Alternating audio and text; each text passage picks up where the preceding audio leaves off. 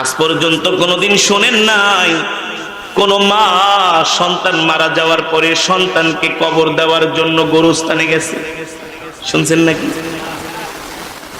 হাদিসেও নিষেধ আছে, কোন সন্তান মারা গেলে মা কখনো কবরে নামবে না, তার জন্য কবরে নামা নিষেধ।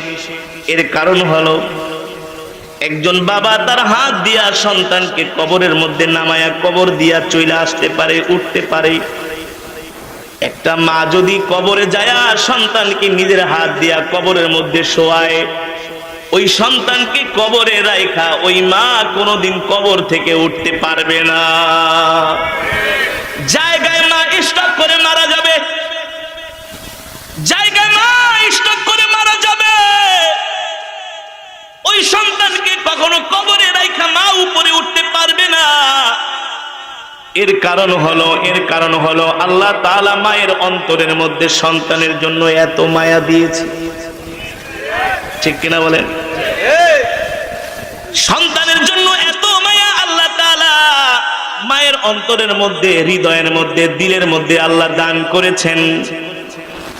কারণ সন্তান যদি অসুস্থ হয়, কোনদিন মা রাত্রবেলা ঘুমাইতে পারে না, বারবার সন্তানের খবর নেয়, খোঁজ নেয়। ঠিক কিনা বলেন?